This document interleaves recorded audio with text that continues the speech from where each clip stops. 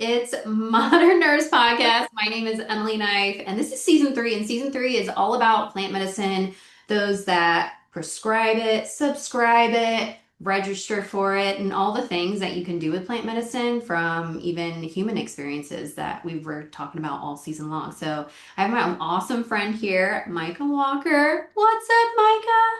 Let's go. I'm stoked to be here. I'm Emily, so glad. you've been like becoming one of my favorite people, and microdosing is one of my favorite topics. So I feel like this is just it's all coming together. I haven't even like met you in person, which is hilarious because I just feel like we are like this. We're tight. For anybody that's listening and not watching, my fingers are crossed. I'm like, we are tight. We are tight tizzles. Yes, dude. Yeah, so we're going to talk about microdosing, and both Mike and I have experience with like guiding people and also using microdosing ourselves to enhance our business, our professional, our personal lives, our relationships. Really, the whole life of life can be enhanced by microdosing. So, before we get into that, though, Micah, tell us a little bit about yourself because you got some really cool stuff happening, and I just want to make sure all the nurses and the peeps know what's going down. Yeah, it's hard to know where to even start. I feel like so lately I've been calling myself a flow strategist just because I need to be like unique. There's like something in me that doesn't want to like call myself something that's just typical and generic. So I'm like, I'm gonna call myself a flow strategist. I feel like I'm still learning what that means. Like what the fuck that even means. But I think for me, like I've been obsessed with this concept of flow, like really understanding what allows a person to be in their most like fully alive, energized, magnetic version of them. And I've been paying attention to that. Like, what are the patterns that allow people to get into that state? So, I've been creating something that I call Flow State. It's a microdosing experience that basically helps coaches, creators, entrepreneurs fully unleash that version of them. The most alive, magnetic, energized, true to themselves version that allows also the people that are meant for them to be magnetized to them in their work. So it's kind of combining like identity work, business strategy, and microdosing all in one experience. And it's been really fun. I just launched it like 6 weeks ago. We're wrapping up the first cohort of it. And I've done microdosing experiences like this, but this has been like a little different. We're going really deep into like some identity stuff. So it's been super fun. And I also do a lot of like business strategy work, mostly for nurses that are stepping into coaching and wanting to leave traditional roles. So doing a lot of business strategy, doing a lot of flow strategy, having a lot of fun. Just got back from Disney. So I'm like living into my childhood, like the part that I missed out on because I was 2 years old the last time I went to Disney. So I didn't really get to like form memories. And now I just feel like I have this hat on because I'm like, I just want to stay in this state. I want to stay in this like childlike spirit forever. And I know you resonate with that stuff too. You're all about play and fun and making things goofy. So that's a lot of what I like to bring to the table is that play. And I call entrepreneurship a playground because I really think like it's an opportunity for us to get to know ourselves and self-discovery and also just create really fun and transformative experiences for other people. So it's a little bit about me. Nice, awesome. Thanks, Micah, for being here. Yeah, so make sure you check out, we got Flow State if you want to get into the microdosing situation. And then we'll talk about the other things in a little bit, but she has another program too that I think will be very important to maybe get you there if you're not ready for the flow state and you just want to kind of start. And then Mm-hmm. you can Yeah. get as well with the catalyst. So Yeah. we'll talk about that in a minute. So all right, let's go back to Disney. What was your like favorite thing about Disney? Oh, dude, it was like feeling it was just feeling like a kid. Like my friends and I were just cracking up the whole time. And like I did a little microdose going into Disney and I just had this intention of just letting the kid in me just be unleashed, which isn't hard. That's like what I do anyways, but like I really wanted that to be like extra, like even more so this day. And yeah, we were just laughing the whole time. We were also like talking some biz stuff throughout the day, which is just like also my version of fun. Like I love talking about like what's next and what am I working on and what projects do I have and what are we creating. So it's really cool to be just around like-minded people and just having shit loads of fun. I also loved Space Mountain. So if you know Disneyland, like Space Mountain, fantastic ride. Like could do that probably over and over and over again until the day I die. I also loved this ride called Soarin'. It's super cool. You go up and you're like in front of this huge screen, like it's massive. But they have these crazy simulations. Like I can't even fathom how much money goes into a place like Disney. It has just got to be absurd numbers, but they have this huge screen with these like crazy technologies that are almost simulating you going over to like different parts of the world. So like you're going over to the pyramids and it's basically like you're in a drone like over the pyramids, and then you're going to what is Sydney's what is the thing in Opera Australia? House, the Sydney Opera House. Yes, that one. So you're going past that, like all these like big, well-known places that you see, Yeah. and you're like, holy shit, that's in this area. You're hitting like all of them. And there's one point that I remember we were like going over the ocean, and for a while I was like kind of freaked out about the heights thing because it raises you up, and then you're right in front of the screen, like really elevated off the ground. For a while I was like worried about the heights thing, and then we were like simulated to be over the ocean, and I suddenly felt this sense of calm because I was like, if I fall off I'll be in the ocean. I was like, wait, no, I won't. This is just a simulation, this is a Oh, ride.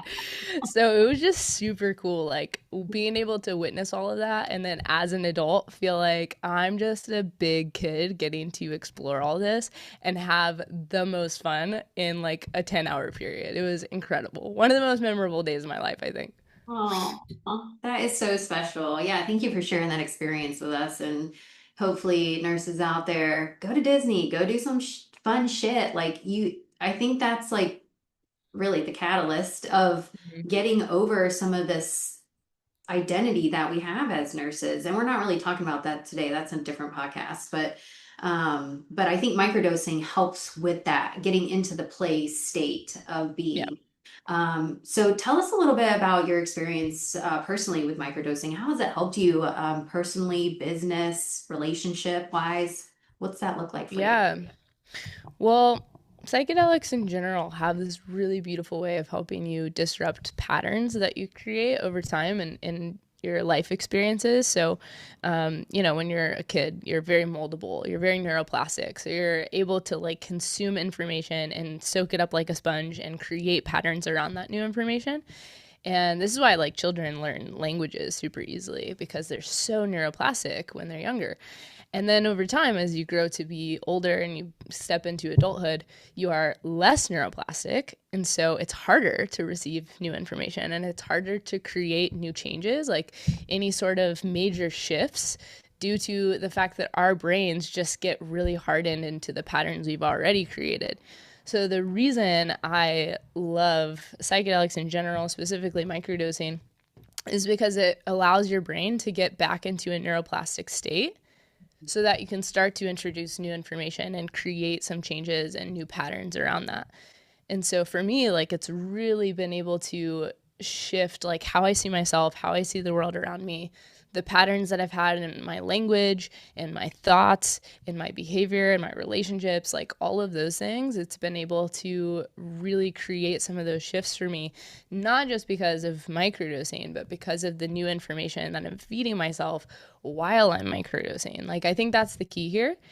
And maybe the thing that people miss out on is like thinking that they can just start this protocol and be like a totally different person on the other side of it. But I like to invite people to recognize that it's not the protocol that creates the shifts. It's the protocol that creates more neuroplasticity so that as you're introducing new patterns and new information for yourself, your brain is more likely to adapt to that and receive it. So for me, like, I think if I want to be more creative, if I want to be more inspired, if I want to really start to shift how I'm seeing things, it's just a really helpful way to kind of like like we've thrown around the word catalyst, I feel like microdosing is a catalyst for change. Like it's a catalyst for that transformation because your brain is more receptive to the newness, the changes and the different informations that you're feeding it. Yes. Yes. I'm just like letting that sit with some people because it's just so important to understand that what you just said. It's not the medicine, it's the medicine's doing the work, but you also have to reciprocate the work because Mm. plants are integrated. We're nature, plants are nature. We're all working together. We're all doing the Yeah. work together. And it's not like a blood pressure med where you're just like, hey doc, my blood pressure's super high, and he's like, shit, let's get you some meds. And then you pop a Yeah. pill and your blood pressure goes down. It's that it does not work like that. It's a very No. integrative medicine, and you also have to be very respectful of the medicine, um, because it comes from the earth. Like it's not just Yeah. made in the lab. Like Yeah. it's not that at all, right? So Yeah. what has been the most profound thing that you've seen within the clients that are utilizing microdosing, for their catalysts? What is some of the client testimonials or feedback you've received? Oh man, so many. Like Get sort out. I've yeah, get the sword out. Yeah, I have had clients get sober that had really severe issues with alcohol dependency. Had a client reach out to me recently and he was like reaching out to say that he's almost a year sober since going through a microdosing experience that I had been going on, a couple years ago, or like not even that, maybe a year or so ago. And that was really cool to have him come back like that much time later and be like, hey, by the way, like this has still creating impact in my life. This change has been sustainable for me. And now I'm like heading into a year of sobriety. So that was really cool. I've also had people just go through these experiences and be like, yeah, I was in a really low point, like a really low state where I had lost touch with like the hobbies that I had, the relationships that I had. I had a guy that his like business was going under. And so he was kind of losing everything and he was like on the tail end of a divorce and stuff. And so he was like, I just have felt like a shell of a human.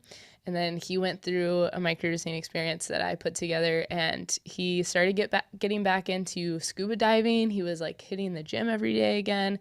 So sometimes it's the things where it's like you feel disconnected from these parts of you that have maybe like been really integral. And then all of a sudden you're like, where did I lose that along the way? Like what happened in my life that caused me to feel completely disconnected to the things that bring me joy? And so sometimes it's just reconnecting to joy and reconnecting to play. And now this current experience that I'm running, it's more so for like coaches, creators, and entrepreneurs. And a lot of what I'm seeing with them is they're becoming so much more potent in their content creation. Like they're no longer filtering themselves or hiding behind another character persona that they've been playing. They are just being them. And they're not trying to look professional. They're not trying to copy and paste another person's business into their own. They're finding so much freedom and being like, no, dude, this is a playground. You get to do you and you get to figure out what works for you and unleash the part of you that is meant to be experienced by the world around you because you're no longer trying to like be this persona or character or listen to these voices that really aren't even your own. So those are a few that come to mind. Yeah, yeah. And I think that's so important that we, focus on that. Get those bubbles out. Everybody needs to get one of these. We're going to Dude, drop my the link below in the description. Make sure you get for the bubble cigarettes. them. Those are so dope. Oh, we're doing a retreat together. We're We doing, are. well, I'm just a guest of you, but you're doing the retreat and I'm just coming to hang out and supply your peeps with the goodness. Yes, Yeah. I'm so stoked for that. Yeah. Yeah, out in the desert. Yes. The desert. Joshua Tree. Yeah, the stars are like insane out there, so I'm super pumped for like some stargazing and just being out in the quiet. Sometimes I feel like I really crave being in stillness and living in a place like San Diego. Sometimes it's hard to find places where there aren't people. Yeah, that's why I go skydiving.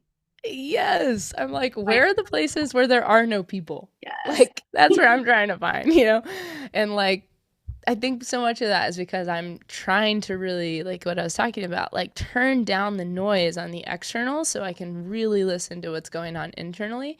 It's a little bit hard to do that in like chaos and hustle and bustle and like construction going on over here and then all of these people in these places and sometimes in, cities it can be challenging to like do that and find places where it's just you. I recently was on this trail and I was like, oh my God, there's no one here. And I was like posted up underneath a tree.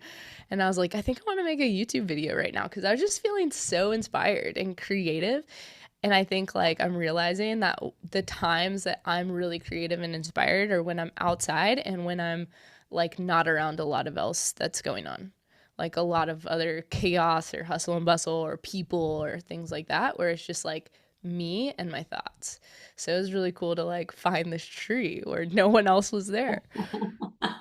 That is so huge. Yeah, I think that it's interesting because I know like when I started the microdosing journey, it was about 2 years ago, and I've been on and off. It's not an everyday thing. Like, let's just put that out there as well. Hmm. It's you kind of ask your body, like, hey, like I'm like, hey, do I need this today? And my body will be like, yeah, and then I'll be like, no. I'm like, okay, cool. And so Yeah. I'm like, really, you got to be really like self-aware because your body's talking to you all the time. And I think microdosing makes that a little bit louder, which is good in a sense. But if you don't have the skills or the awareness to be like, the plant's bringing up stuff and it's talking to me, Mm. that can get a little overwhelming for people. And sometimes they'll want to stop right away because shit's coming up. They're like, oh Yeah. shit, Yeah. it's Yeah. talking, you know? That is so true. Like sometimes it actually brings up anxiety for people Yeah. because there can be some stuff that's surfacing that like if you're not ready to listen to it or like sit with it, it can create some anxiety. But I always invite people to figure out like number one, is it just that like maybe the dose was a little too high for you and you're extra sensitive, or is there an invitation here to really sit with emotions that you're maybe not comfortable with and have been suppressing for a while, and now they're like, no, we need you to listen. Like we need you to sit with us for a second. So like I think it could be either, and I'm not here to tell someone like which one it is for them.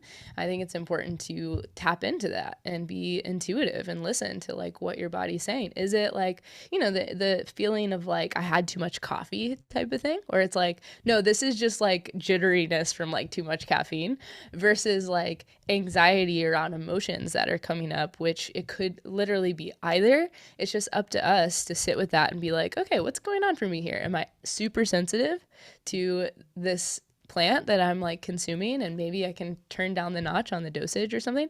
Or is there an invitation here for me to look deeper into? Oh yeah, I love that. I love that you said an invitation because I think our body is always giving us invitations to Yeah. listen or to hold and support. Even like if you get an injury, right? Like take your hand to it and be like, I feel it's gonna get better. Like I'm feeling better. Like just like caress yourself, talk to yourself. And that's what I feel like psilocybin microdosing does and psychedelics in general. And it's such a great way to go if you're ready to explore kind of the next level of yourself. I wouldn't have done this podcast. I wouldn't have written 5 books. I wouldn't have traveled all over the country last year. I wouldn't have done Modern Nurse Fest came to me after a microdosing experience. Mm, Let's just say, that's super cool. you I know? didn't know that. That's really cool. Yeah, I was like doing some yoga. I did a little dose, doing some yoga, and I just sat there in the stillness and the silence, and I was just sitting there, and it was like bing, and I was like, "What the fuck is that?" Best. Let's go. And I That's didn't so do sick. anything with it because I was like, "What is that?" And I just let it linger for a minute, and then about a month later, I did yoga again, dropped a dose, and it came up again. And I was like, Mm, what in the hell? Like, stop. What are you talking about? I don't even know what yeah. this is. And yeah, and then so now it's like this multi-state tour, which is so dope in itself. But I think great ideas. If we look at history, a lot of people use music industry, some of the greatest music, Hmm. psychedelic. Yeah. Yeah. Yeah, so true. And it's also, I was telling my folks this recently. I was like, by folks, I don't mean my parents. I mean like my people in my community. Yeah. I was telling my people this recently. I was like, you know what? It's crazy that like the best ideas that we have often come to us like when we're in the shower or when we're laying our head down, before we go to sleep.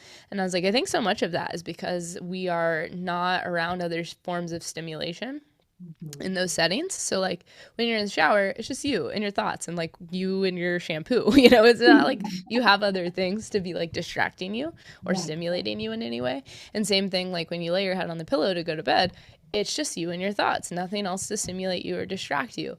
I actually think that microdosing does some of that for us as well, like reducing some of the stimulation around us and some of the distractions around us and allowing the internal voice to have the volume turned up a little bit so that like some of those ideas that maybe exist within us and have existed within us for a while can finally be heard and witnessed. And like what we do with that is totally up to us. But I think it's really cool to be able to allow yourself that space, that expansion and exhale to be like, okay, nothing else going on right now. Let me just sit and allow something to come up. Right now, I think that is maybe one of the most difficult things for people is to just sit and be, especially with everything that we have access to at any given moment. Like you always have a distraction available. Always. Crazy. It's wild. So, like, what could exist and what could surface for you if you chose to turn down the volume on some of those distractions to allow whatever is there, whatever's ready to surface, to come up and come to life? Like, who knows? You might throw your own like festival of sorts that you end up touring the country with. No idea. But there's probably some really cool shit that would come up? Yeah, yeah, and you don't know unless you try. And yeah, and microdosing isn't for everybody. It's for some people, and some people like it, and some people are like, no, I'm not, and I'm never gonna try it. I'm like, cool, that's on you. Like, Mm-hmm. you have to live with that. Yeah. But, Yeah. it's like what could be is what I always go in with, like speaking to clients about microdosing is like, what could be is the question you shall ask yourself. Like, when I take this medicine, what could be of myself? Who could I be? And what is possible. And I think that just unleashes a lot of, imposter syndrome beliefs that and values that might have come from our parents, caregivers, people around us growing up, nursing professors, whoever the fuck has been in your life. Top five people, take a note. Top five Yeah. people around. Are they helping or hurting? Like, figure it out right Mhm. now, nurses, because you Yeah. only have five people and they are making you who you are. So make sure you Yeah. surround yourself with the right people. Yeah. Any last words about microdosing or anything you want to leave with the peeps today? Oh man, there's so many places we could go with that. I think, yeah, if you're interested in starting a protocol, um, like you mentioned, it doesn't need to be every day. I often recommend like a Monday, Wednesday, Friday type of thing. I think whatever you can be relatively consistent with is usually helpful because a lot of the shifts that occur happen over time. And it's not like one day you wake up and you're like, oh, okay, I get it. After like you've engaged with a microdose once or something. It's like over time, as you're consistently getting your brain into this receptive mode, you start to see those shifts. I kind of like to explain it like, how I think it's Dr. James Fadiman that's used this analogy before. He's big kind of pioneer in the space, and he's explained it as like our brains are like glass, right? And glass is not easily bent or molded or shaped. It's just there. It's hard. Like if I was to try to take my window out and like some kind of formation of it or bending it in some way, that would be really challenging for me. But like if I put a glass blower to that shit and heat it up, all of a sudden it's able to be shaped and molded and put into these different formations. And that's kind of what psychedelics do for our brain. They're kind of like the glass blower that is applied to allow them to be shaped into whatever we want them to become. So instead of being controlled by something, you step into being the controller, the author, the writer of your own story, the creator of your own reality, using certain tools that can help you to really feel like you can get in the driver's seat and start to feed it new information and create new patterns in that way. So I like to see it as such. Like here we have these hard formed brains that are like maybe not steering us in the directions that we want to go or helping us to become the people that we want to be, what can we do to actually start to create those shifts over time? And it's not right away. Like, I think that's kind of what I want to leave with people is like these shifts don't occur overnight. They occur with time and consistency. Like, my mom started microdosing. Never in a million years would have thought my mom would start microdosing. She's like a very she's a conservative woman from the South, I'll say that. And so I was like, this is crazy. Like, she saw enough of like the testimonials that I had and client stories and stuff. She's like, all right, I want to know what all this is about. Can you help me get started? And so I helped her get started on a protocol. She's like 4 weeks in. She's like, I don't see anything. I don't notice any shifts. I'm like, it's okay. Like, sometimes you start to notice smaller, subtle shifts over time.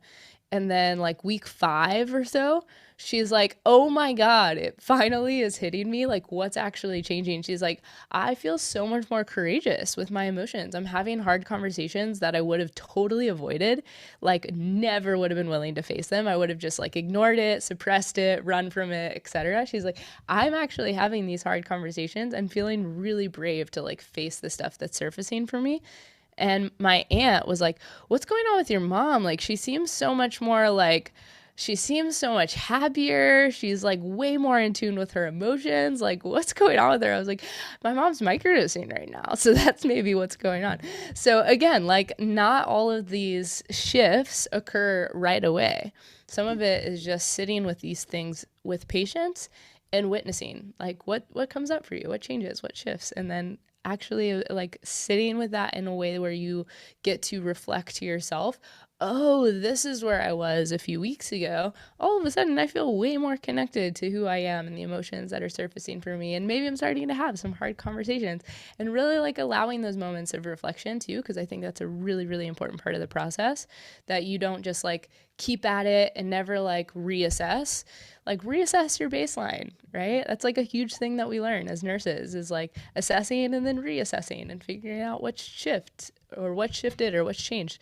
So I think that's what I would leave with people, is like, if you're going to engage in a protocol like this, give yourself some space, time, and patience to witness what actually can occur for you over time.